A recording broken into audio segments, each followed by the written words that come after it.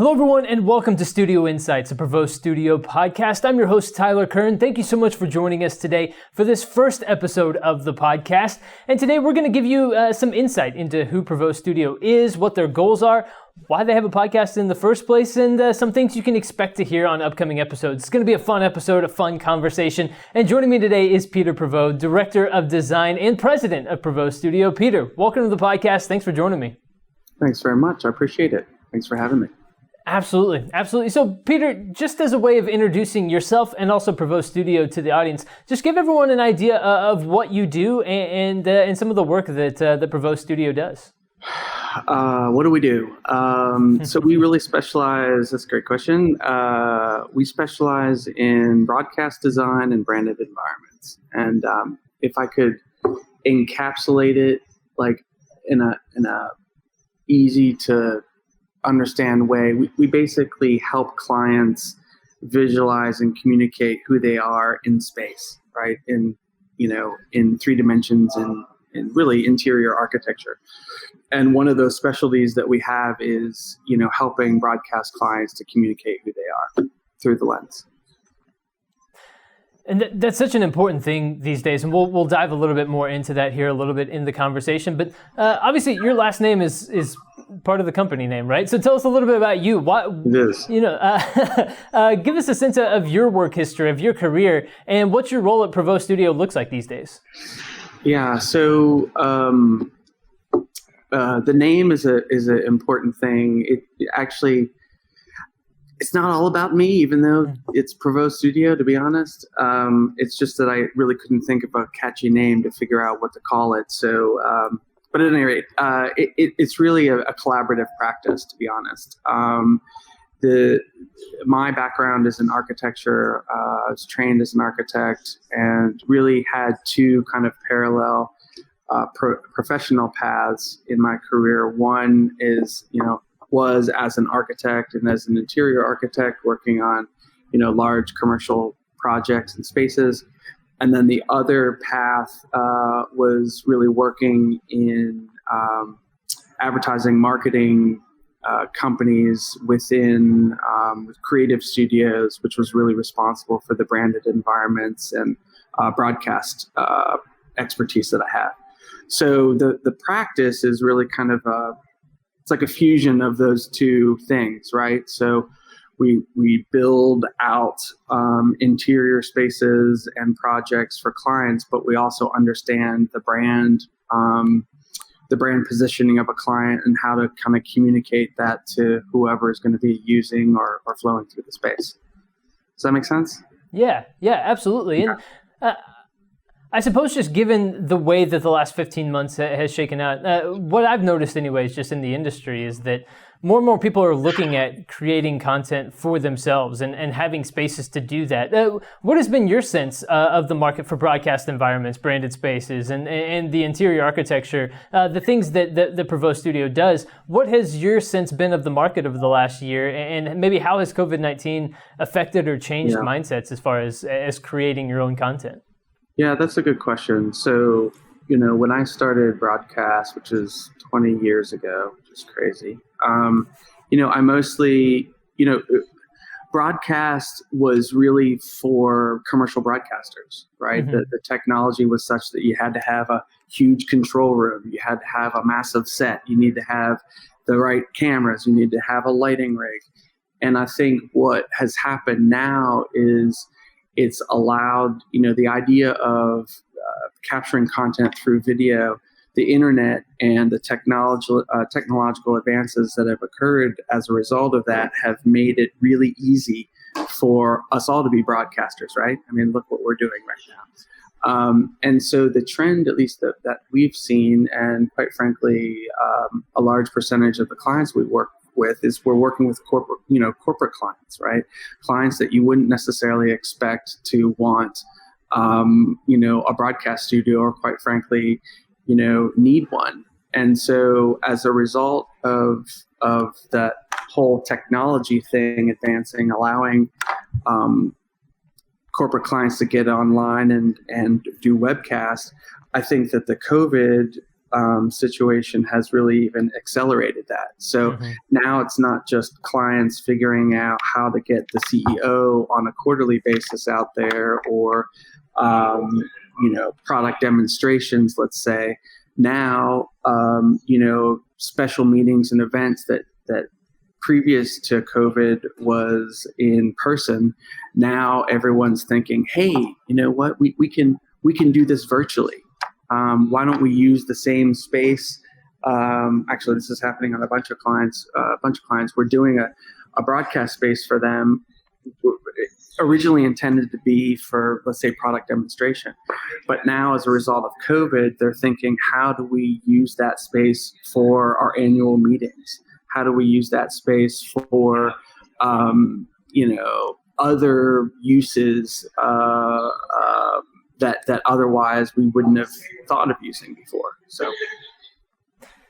Yeah, I think that's an excellent point. As the pandemic kind of went along, people got more and more comfortable with just those different mediums and having, those meetings, those announcements, those reports and that sort of thing in those kinds of settings, and seeing the real value that comes from that. And so, Peter, give us an idea of maybe some of the people that you've worked with, maybe some exciting projects that you've done over the last several years, and maybe some of the industries that you've worked with.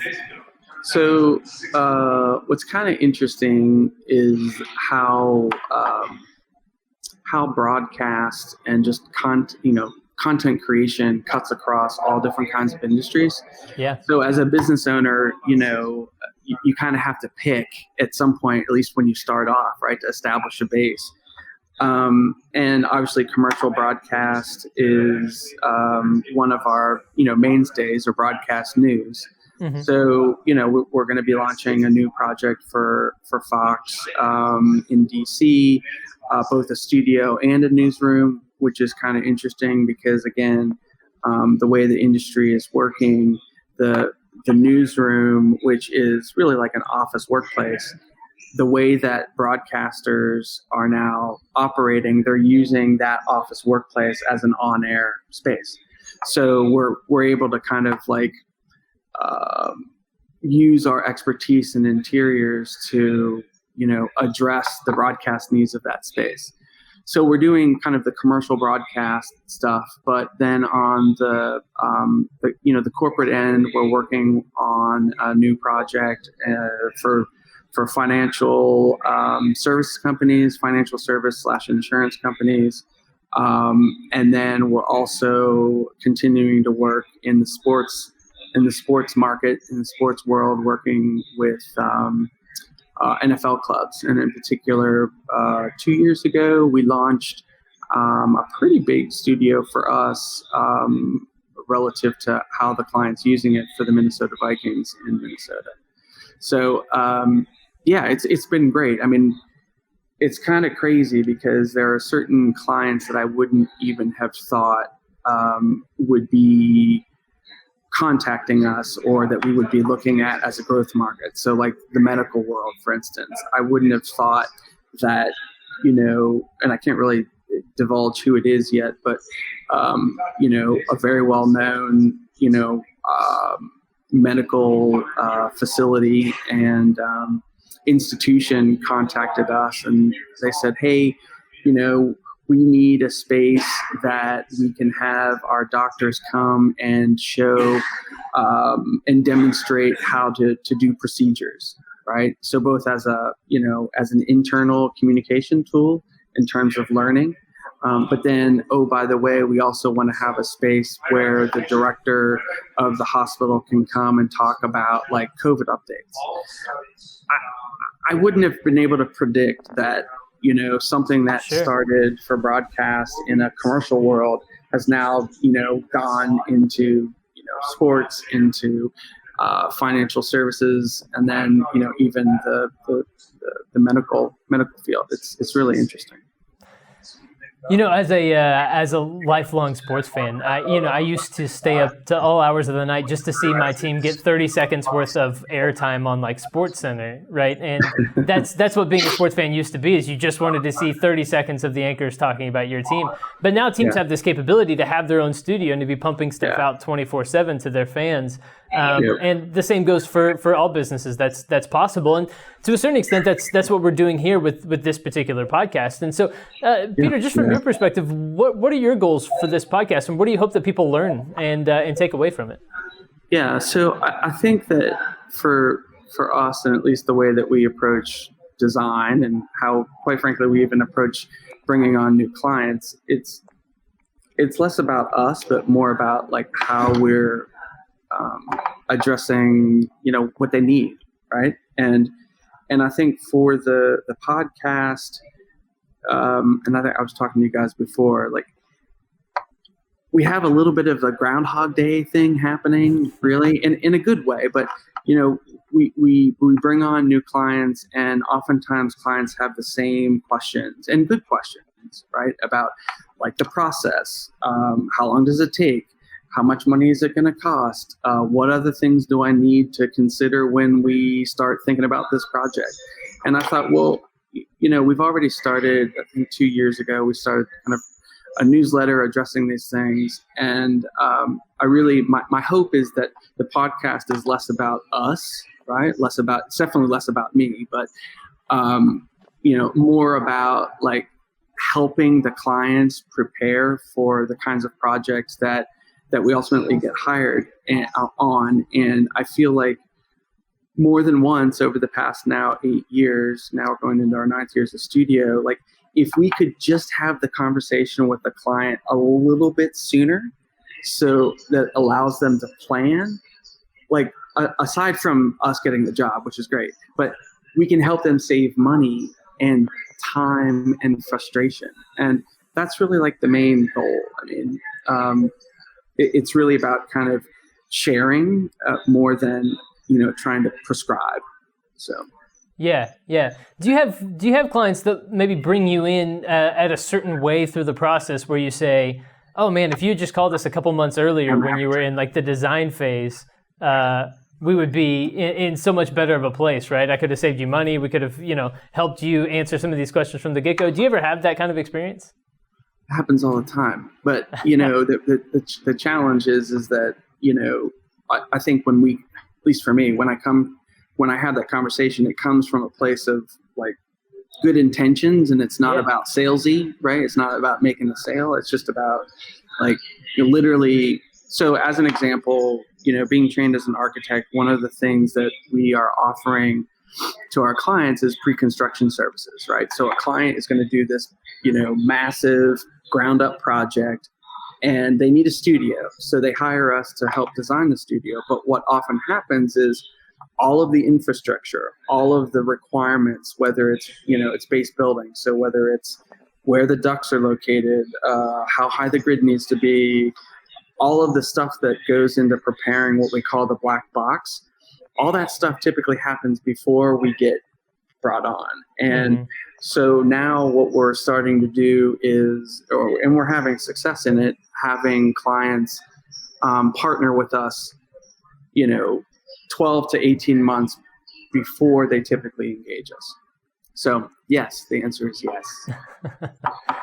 So, what can listeners expect from upcoming episodes? Obviously, you want to answer some of those big questions that you get on a regular basis, like you mentioned, the Groundhog Day effect. I think of just kind of answering some of those questions that keep coming up and help educate people. But give us an idea of what are some of the things that you want to make sure that we cover in upcoming episodes that listeners can look forward to learning a little bit more about. Yeah, so I'm hoping that.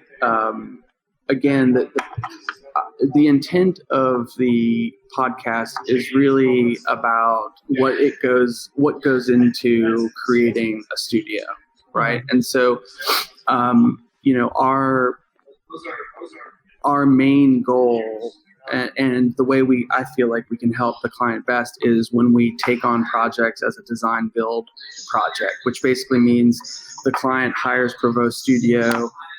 This is similar to what we did with the Vikings, but we basically brought in all of the partners, very much like an architect brings in the consultants to help the client. We basically are able to bring in all of the consultants at the very beginning to get all of the issues out, and we then partner with the client to get them to prepare for what needs to happen. So I think what we can expect is, as a result of that, we may end up having some of our partners actually be on this without me, right? To talk about what they do, what they feel like is important in the broadcast design build process, right? So what does the lighting designer think? Or what is a typical, acoustic engineer that comes on board with us? What do they look for in these types of new projects? So again, I'm hoping that it's going to be less about me, being awkward up here and trying to figure all this out, and it's more about, like, I would love for the podcast to become this kind of repository for clients that are looking to do broadcast projects, but maybe need a little bit more education in what it all entails to do a project. Yeah, I think that's a great way of putting it, because I'm sure people come at it from lots of different levels of experience or knowledge ahead of time, and so just having a resource for people to be able to go to say, hey, I have this question and I want to learn this and I want to hear from others that have walked through this experience, I think can be extremely beneficial. I'd agree. Absolutely. So, Peter, we've talked a little bit about your history at Prevost Studio, how things got started, what things have been like recently. Well, let's look ahead a little bit. What are you looking forward to in 2021 as we kind of begin to start looking ahead to the second half of the year? What are you excited about for 2021, and what do you have on the horizon? I'm excited that 2020 is over. Yeah, you and me both. No, I think what's interesting is there's a couple things happening for us as a studio right now. I think many of the opportunities that were being planned prior to 2020 that went on hold are now coming off hold. But what's interesting is, because there's this confluence that's happening of, okay, the technology is allowing corporate clients to get on the web, get their content on the web, but then you also have this COVID effect of